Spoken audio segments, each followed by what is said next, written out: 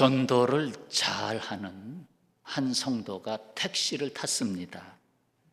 그 택시 기사에게 물어보았습니다. 혹시 기사님, 교회 다니시나요? 교회요? 예전에는 몇 번 가봤는데 영 아니에요. 교회에 사기꾼이 더 많고 못돼 먹은 사람이 하도 많아서 정내미가 떨어져요. 그 후로는 2번 다시 안 갑니다. 기독교인들이 더 이기적이고 못돼 처먹었어요. 아예 상종 안 합니다. 아, 그러셨군요. 저도 기사님 입장이라면 충분히 그랬으리라 믿습니다. 이해가 갑니다. 하지만 다시 한번 생각해 보세요. 교회는 목욕탕과 같습니다. 교회는 세상 죄를 씻어내기 위하여 가는 곳입니다. 기사님이 목욕탕에 들어가시면 막 옷을 벗는 사람, 또 탕에 들어가서 샤워하는 사람, 또 때를 불리고 있는 사람, 또 머리를 감고 있는 사람, 이를 닦고 있는 사람, 마무리 샤워를 하고 있는 사람, 또 로션을 바르고 머리 드라이하고 또 옷을 입는 사람, 다양하게 보실 겁니다. 목욕탕처럼 교회도 똑같은 곳이에요. 교회는 온갖 종류의 죄인들이 모입니다. 교회에 와서 하나님 말씀 듣고 하나님을 만나면서 한꺼풀 한꺼풀 더러운 때를 벗기는 것이지요. 그렇기 때문에 기사님이 이제 막 때를 벗기려는 사람을 만나셨던 거고요. 그들도 나름대로 때를 벗기려고 하는 과정이 힘들어서 그런가 보다라고 이해해 주시면 어떨까요?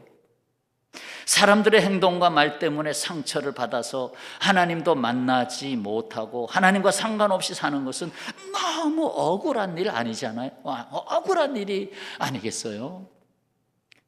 교회는 하나님을 만나고 성령님의 인도를 받으면서 때를 벗기는 과정을 통해 결국 죽음 이후 천국에서 영원한 행복을 누리게끔 도와주는 영적 목욕탕입니다. 그러니 교회는 꼭 가시기 바랍니다. 이 성도가 설명을 마치자 놀랍게도 이 험악했던 인상의 택시 기사분의 표정이 어린아이처럼 밝아졌습니다. 하는 말이, 내가 택시 운전하면서 정말 많은 사람을 만났는데 당신처럼 똑부러지게 교회가 어떤 곳인지 설명해 주는 사람은 처음입니다. 언제 한번 시간 내서 교회에 가도록 하겠습니다. 고맙습니다. 덕분에 이해가 됐고 기분이 좋아졌습니다. 하는 것이에요. 여러분도 택시 타게 되면 이거 좀 담아두셨다가 그대로 이용하세요. 왜냐하면 맞는 얘기거든요. 맞는 얘기니까. 교회는 영적 목욕탕입니다. 교회는 의인들이 가는 곳이 아닙니다. 교회에 가서 예수를 만나고 성령의 은혜로 회개하고 영적으로 새롭게 되는 것입니다. 자, 그럼에도 교회는 그저 회개만 하고 있고 회개만 하고 있는 회개하는 장소로 머물러서는 안 됩니다. 교회는 세상을 구원하고 세상과 다른 구별된 그 무엇, 거룩함이 있어야 합니다. 그래도 교회가 다르구나, 그래도 이 세상의 소망이 교회에 있구나 하면서 교회의 거룩함이 드러나야 한다는 것입니다. 교회는 거룩한 공동체성을 지켜야 합니다. 거기서 세상을 향한 빛이 나기 때문입니다. 마태복음 5장 16절, 이같이 너희 빛이 사람 앞에 비치게 하라. 그들로 너희 착한 행실을 보고 하늘에 계신 너희 아버지께 영광을 돌리게 하라 하셨습니다. 하나님은 하나님의 백성들에게 이처럼 말씀하셨어요. 레위기 11장 45절, 레위기서에서 요절 중에 하나입니다. 나는 너희의 하나님이 되려고 너희를 애굽 땅에서 인도하여 낸 여호와라. 내가 거룩하니 너희도 거룩할지어다. 하나님 말씀하십니다. 내가 거룩하니 너희도 거룩할지어다. 이를 베드로전서 1장 16절에서 인용했죠. 기록되었으되 내가 거룩하니 너희도 거룩할지어다 하셨느니라. 이제 오늘 본문 출애굽기 19장 말씀을 통해서 우리에게 주시는 말씀을 듣고자 합니다. 때는 이스라엘 백성이 애굽을 떠나 홍해를 건넌 지 3개월 되던 날입니다. 시내 광야에 이르렀습니다. 르비딤을 지나서 시내 광야에 이르렀어요. 모세가 하나님 앞으로 나아갈 때 하나님은 그를 시내산 위로 불러들이셨습니다. 백성들과 약속할 말씀이 있었기 때문이었죠. 그리고 그 약속 곧 하나님의 비전을 수행하는 하나님의 백성이 되게 하시려고 준비해야 할 일이 있었기 때문입니다. 하나님은 먼저 독수리 이야기를 꺼내셨습니다. 출애굽기 19장 4절입니다. 내가 애굽 사람에게 어떻게 행하였음과 내가 어떻게 독수리 날개로 너희를 업어 내게로 인도하였음을 너희가 보았느니라. 불과 석 달밖에 안 지났지만 내가 너희를 독수리 날개 위에 업었다. 그리고 인도했다. 자, 독수리가 날개를 펼 때는, 특히나 새끼를 위해서 날개를 펼 때는 언제입니까? 이것을 신명기 32장에서 잘 말씀해 주고 있습니다. 32장 11절 말씀 들어보세요.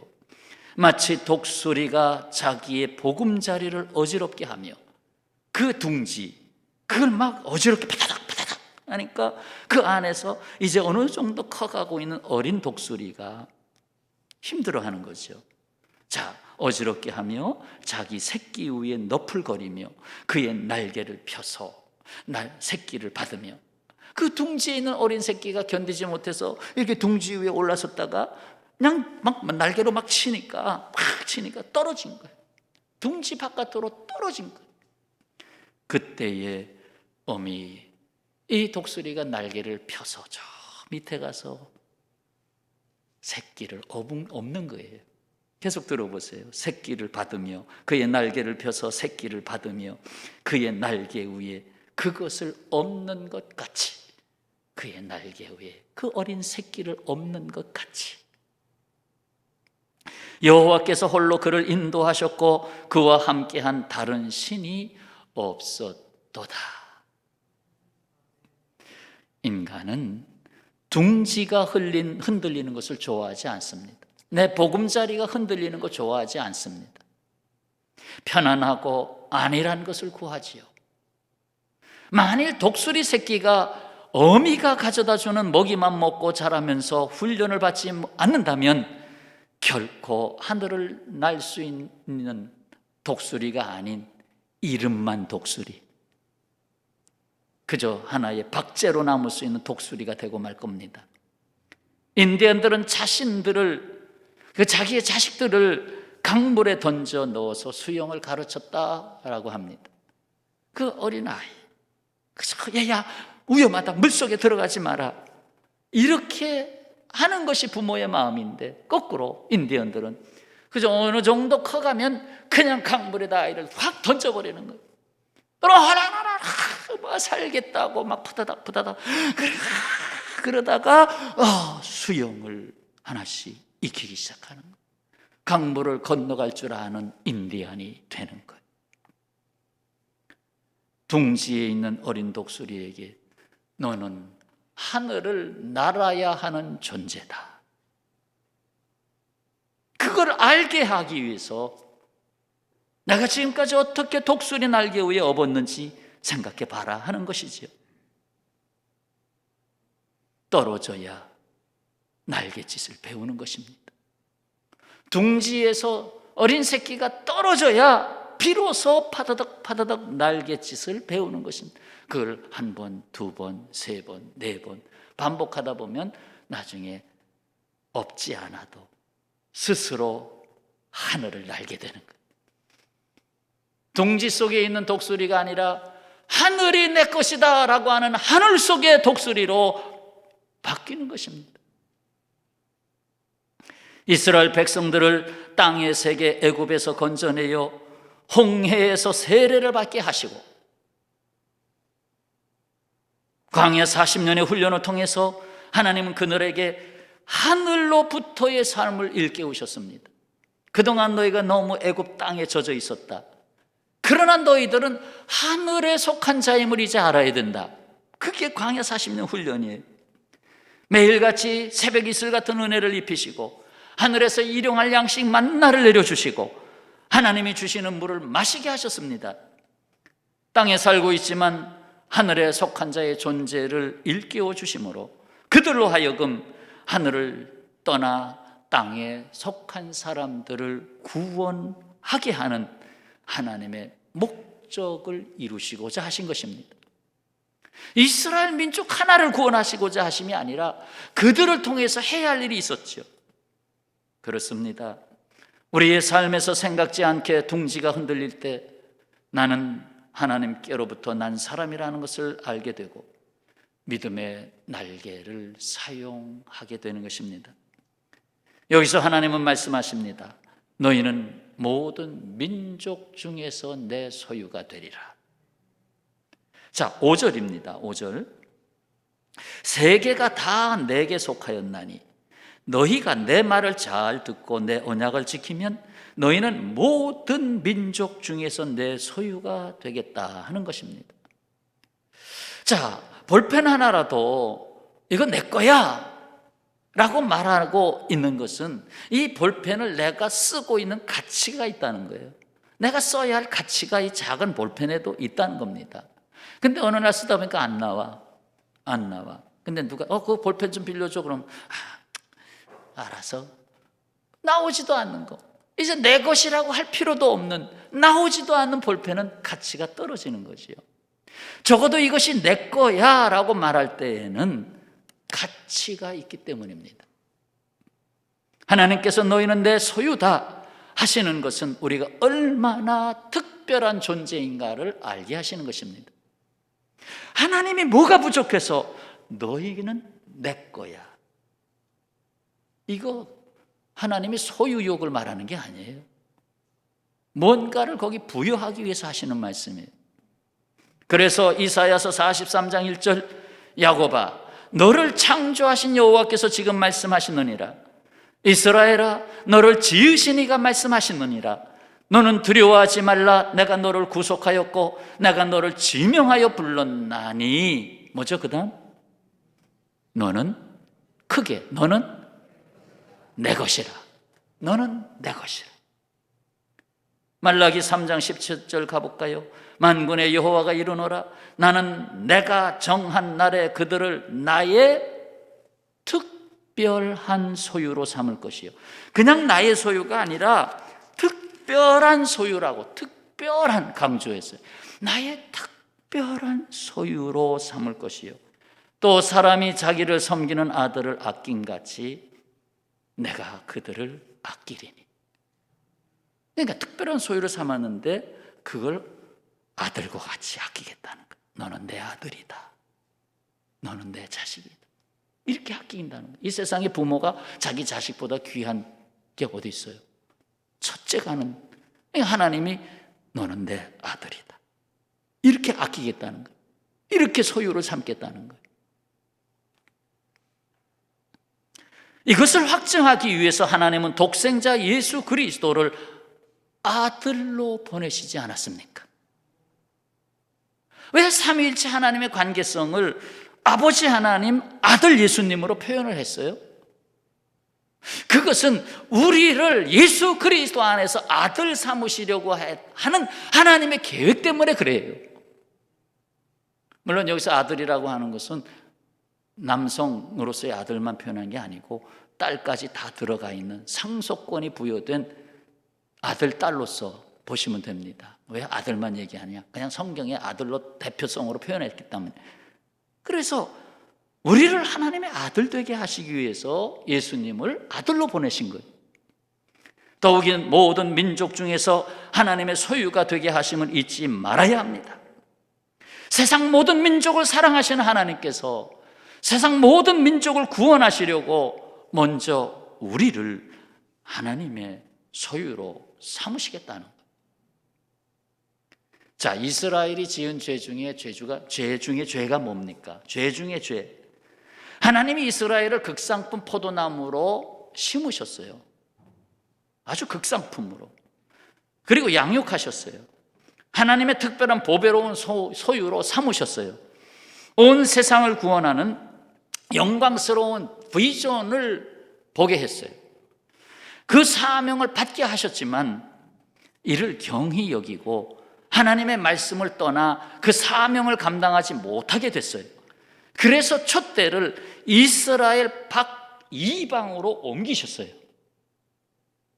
이스라엘이 이 세상의 촛불의 역할을 해야 되는데 그 촛불은 하나의 그 교회죠. 신약으로 말하면 그것을 이스라엘 공동체라고 하는 교회를 바깥으로 옮기셨어요.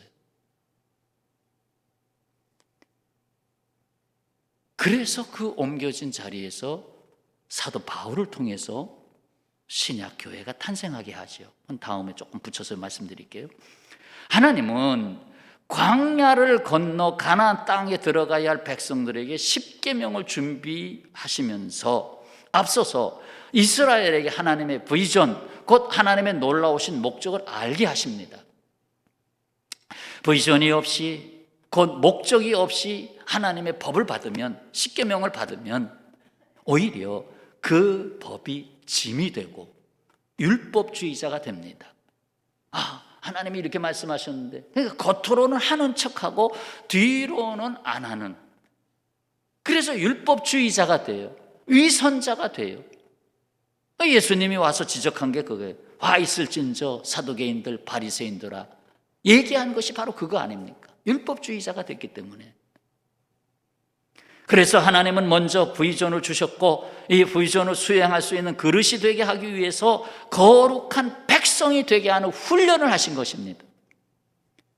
거룩한 백성이 되게 하심은 하나님이 뜻하신 일을 이루는 데 있어서 매우 중요한 것입니다. 나아가 이는 하나님의 백성으로서의 사명을 알게 하시고 준행하게 하시는 것입니다. 누군가 사명이란 말을 이렇게 풀어놓은 것을 눈여겨보게 됐습니다. 자, 한번 스크린 봐보세요. 사명을 귀히 여기면 하나님이 너를 어떻게 해요? 존귀케 하고, 사명을 위해 살면 하나님이 크게 책임져 주시고, 사명을 감당하면 하나님이 기적을 만드시고, 사명을 위해 자신을 버리면 생명을 얻게 하십니다. 그것도 영원한 생명. 다시 담아보세요. 사명을 귀히 여기면 하나님이 존귀케 하시고, 사명을 위해 살면 하나님이 책임져 주시고, 사명을 감당하면 하나님이 기적을 만드시고, 사명을 위해 자신을 버리면 영원한 생명을 얻게 하십니다. 할렐루야. 성도 여러분, 우리가 그리스도인이라 불리는 것은 우리가 예수 그리스도를 따라가는 사람들이라는 말로 들려오지 않습니까? 맞아, 당신은 그리스도를 따라가는 사람이야. 이를 위해 우리가 성도가 된 것입니다. 그렇다면 이스라엘에게 보이신 하나님의 비전이 구체적으로 뭔가? 비전을 제시했는데 그게 뭔가? 오늘 말씀에서 중요한 핵심입니다. 그래서 19장, 출애굽기 19장 6절을 다 같이 봉독합니다. 6절 보세요. 6절 다 같이요. 너희가 내게 대하여 제사장 나라가 되며 거룩한 백성이 되리라. 이는 이 말을 이스라엘 자손에게 전할지니라.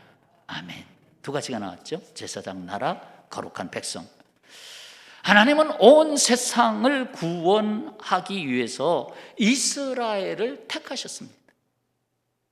이스라엘로부터 먼저 하나님의 제사장 나라로 세우신 것입니다. 이스라엘만 위한 것이 아니라 이스라엘을 통해서 온 세상을 구원하시려고 이스라엘을 먼저 제사장 나라로 택한 것입니다. 이를 위해 그들을 거룩한 백성, 곧 성도가 되게 하시는 하나님의 계획이십니다. 그런데 구약 시대가 다 흘러가도록 이스라엘이 이 사명을 감당하지 못했습니다. 하나님은 이스라엘을 이방 땅 곳곳으로 흩어버릴 수밖에 없었습니다.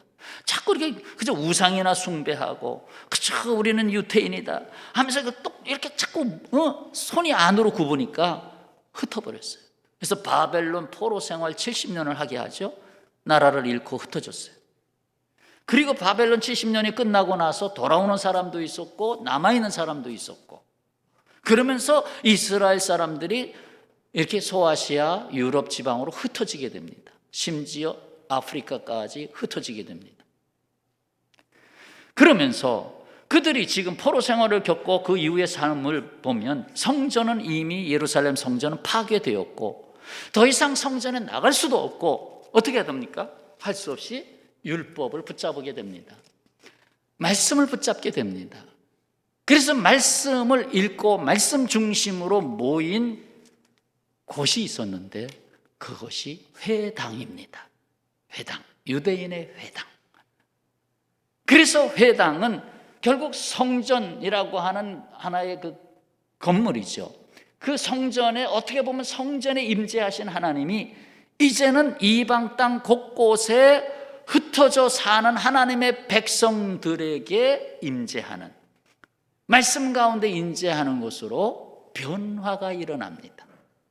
하나님이 하신 일입니다. 그 포로 시대가 없었으면 지금도 예루살렘 성전에 안 가면 안 된다 하고 그것만 주장하는 사람들이 생길 수가 있었겠죠. 그러나 회당, 말씀 중심의 회당이 만들어지면서 유대인들이 안식일만 되면 모이는데 그 자리에 누가 나타났어요? 사도 바울이 나타났어요.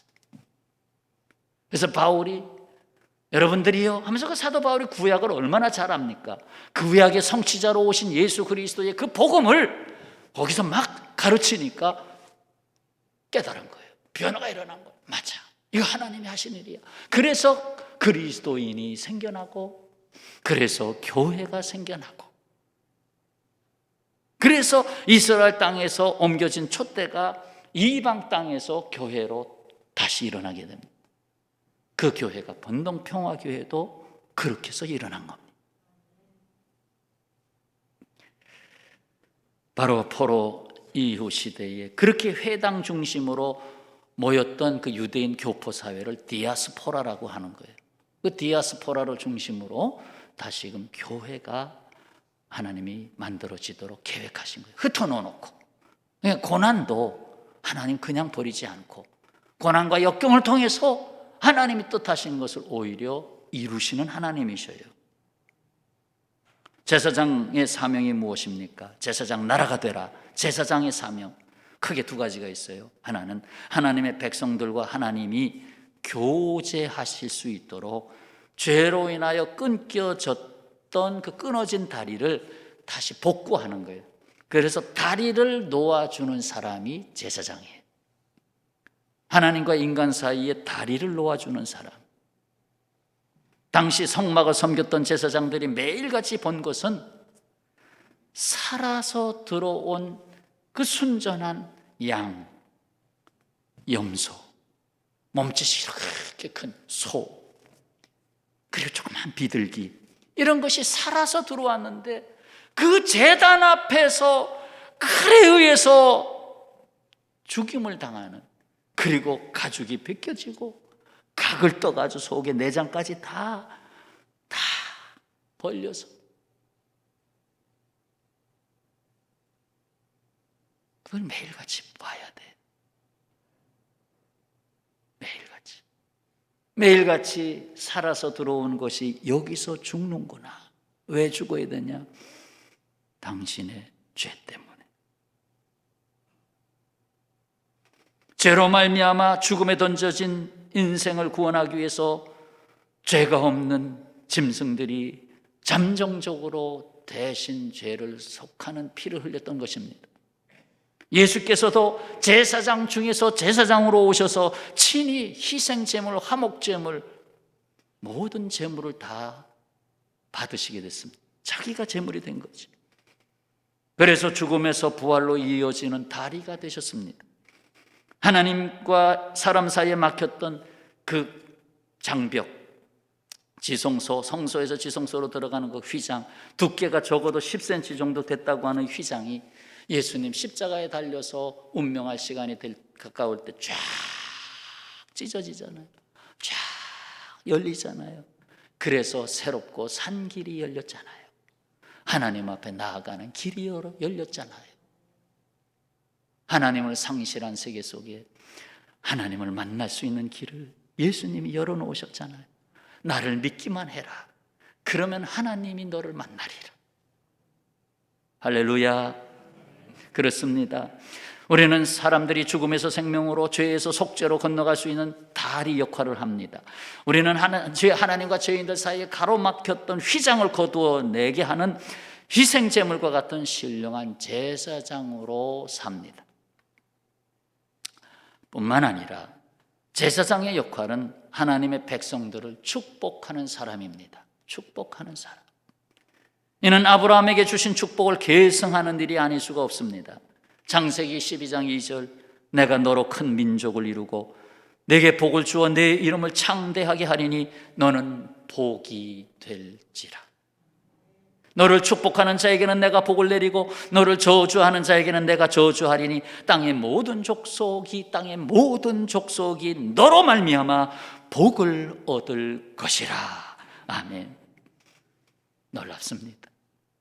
저주 아래 놓인 인생들. 코로나가 뭐 끝나겠지.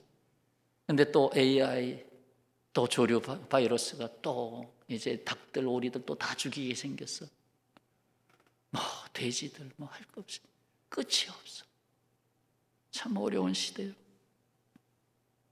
참 이 세상 짐승들까지 저주받고 여기서 다시금 복을 선포할 수 있는 사람들 바로 누굽니까? 하나님이 너는 내 것이다 소유로 삼은 우리들 아닙니까? 자, 이제 우리는 오늘과 내일을 성결케 해야 됩니다. 그리고 하나님이 하시는 셋째 날을 기다립니다. 하나님은 십계명의 핵심이 되는 시내산 언약을 사흘 후에 베푸시도록 계획하셨는데 그 사흘 사이에 오늘, 내일, 이틀 동안 너희들은 스스로 성결케 하라. 자, 19장 10절입니다. 오늘 다 읽지 않았어요. 19장 10절 보세요. 여호와께서 모세에게 이르시되 너는 백성에게로 가서 오늘과 내일 그들을 성결하게 하며 그들에게 옷을 빨게 하고 11절 준비하게 하여 무슨 날? 셋째 날을 기다리게 하라. 이 셋째 날에 나 여호와가 온 백성의 목전에서 시인의 산에 강림할 것임이니 거기서 십계명을 주시죠. 14절 준행한 말씀이 나옵니다. 모세가 산에서 내려와 백성에게 이르러 백성을 성결하게 하니 그들이 자기 옷을 빨더라. 그 옷을 빠는 것은 겉으로 깨끗하게 하는 것이잖아요. 그저 피부를 덮고 있는 옷만 깨끗하면 뭐합니까? 속사람까지 깨끗해져야 깨끗해지는 거 아니에요? 그럼 어떻게 속사람이 깨끗해질 수 있어요? 간단합니다. 옷을 빠는 것은 순종입니다. 옷을 빨라고 했으니까 순종 아니에요. 그 순종이 속사람을 깨끗하게 합니다. 그 하나님께서 하시는 일이에요. 곧 내가 하나님의 말씀에 순종하면 하나님이 나를 지배하시기 시작합니다. 한번 따라서 하시죠. 내가 순종하면 하나님이 지배하신다. 아멘. 네, 하나님이 지배하셔요. 나를 다스려요. 나를 지배하셔요. 도망갈 수가 없어요. 힘 주셔요. 치유하셔요. 다 다스리시니까. 그냥 나의 나 된 것은 오직 하나님의 은혜로라. 그렇게 고백이 되게 되지요. 결국 내가 할 수 없는 것을 하나님은 하십니다. 실상 옷을 빨라고 하는 거 간단한 것 같아요. 우리야 뭐 세탁기에 탁 넣으면 되지만 지금 어디예요? 광야잖아요. 광야.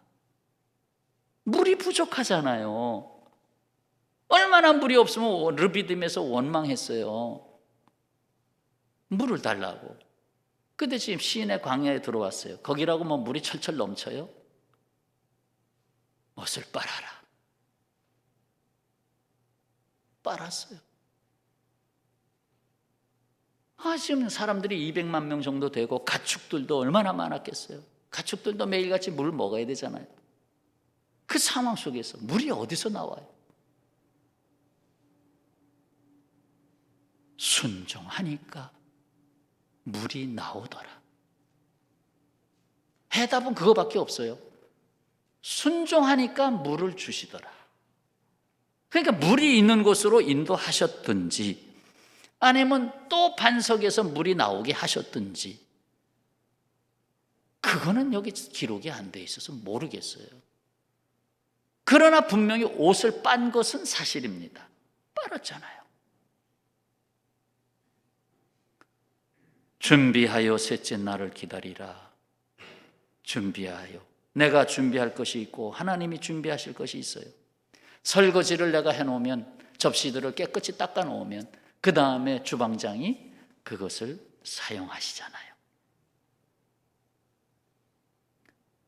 아브라함 이삭을 바쳐라. 모리아산에 가서 마지막 아들을 번제단에 결박해 놓고 칼을 들어 목을 치려고 하는데 그만. 그리고는 하나님은 그 이삭 대신에 숫풀에 걸려있는 어린 양을 준비하셨잖아요. 여호와의 일에. 그 어린 양이 보였어요, 처음에? 보이지 않았어요. 근데 마지막 순종의 클라이막스에 가니까 보이신 거예요. 적당히 순종이 아니라 정말 내가 순종했다라고 하는 것까지 가야 하나님이 보이시는 거예요.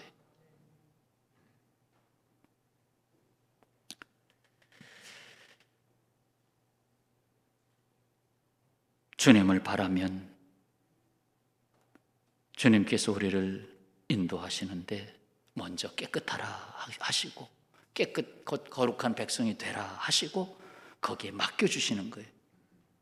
하나님이 특별한 소유로 삼으시고 너는 복의 근원이 되라. 온 세상을 위한 사명자의 걸음을 시작해라 하고 말씀하는 거예요. 자, 이렇게 해서 셋째 날 아침이 됐습니다. 하나님은 시인의 산에 강림하셨습니다. 산에는 천둥 번개가 치고 산이 진동하고 빽빽한 구름이 산을 감싸고 하나님은 불과 연기 가운데 강림하셨습니다. 나팔 소리가 점점 커지고, 이거 모세가 분 나팔이 아니에요. 하늘의 나팔 소리예요. 나팔 소리가 점점 커지며 마지막 끝날에도 나팔 소리가 난다고 했잖아요. 나팔 소리가 커지며 하나님의 음성이 임했습니다. 그것이 16절에서 21절까지 말씀이에요. 그리고 하나님은 모세에게 하나님의 백성들과 언약할 십계명과 법규를 말씀하십니다. 그게 20장부터 이제 나오는 거예요. 셋째 날에 말씀하시는 하나님의 나라는 다음번으로 넘기기로 하겠습니다. 여러분, 그리스도인이 된다는 것은 예수 그리스도를 닮아가고 그리스도를 따른다는 표시입니다. 성도 여러분, 교회는 이 세상을 구원하는 거룩한 공동체임을 잊지 마시기 바랍니다. 그렇지 않으면 이스라엘을 이방으로 흩으셨듯이 하나님이 흩으십니다. 그렇지 않으면 하나님의 나라가 땅끝까지 이루어질 수 없기 때문에 그래요. 성도라는 뜻은 거룩한 무리라는 뜻입니다. 그러니까 성도들 하면 사실 안 맞는 얘기입니다. 거룩한 무리라는 자체가 성도예요. 한 사람 한 사람을 불러내서 거룩한 무리가 되게 했었어요. 이것이 교회입니다. 이 세상을 보면 마지막 때가 문 앞에 다가왔음을 봅니다. 우리는 제사장 나라 거룩한 백성으로서 가라지가 아닌 하늘의 미랄이 되어야 하겠습니다. 그렇다면 나는 어디다 초점을 맞춰두고 이제 다시 이 시간 그리스도인으로 일어나 나가야 되겠는가? 일어나 나가기 직전에 저 말씀 좀 담고 가십시다. 그리스도인이 초점을 자기 자신에게 맞추면 뭐가 돼요? 후회가 되고, 교회에 맞추면 성도가 되고, 조금 크게 화답해 보세요. 마스크 다 썼으니까. 성경에 맞추면 그리스도인으로서 제자가 되고, 하나님께 맞추면 하나님의 거룩한 자녀가 된다. 그런 다음에 이웃과 세상을 구원하는 뭐가 된다? 제사장 나라가 된다. 제사장 나라가 된다. 성도 여러분, 오늘과 내일을 거룩한 백성으로 살아갑시다. 그러면 셋째 날은 주께서 임재하시는 것을 체험할 것입니다. 그리고 구원과 복을 끼치는 자의 삶을 살도록 힘 주실 것입니다. 더욱이 오늘과 내일 했는데 오늘이 셋째 날이네 하는 걸 또 체험할 겁니다. 오늘이 셋째 날이구나. 오늘 주신 말씀 출애굽기 19장 전체에서 제사장 나라 거룩한 백성이라는 제목으로 말씀을 담았습니다. 기도하겠습니다.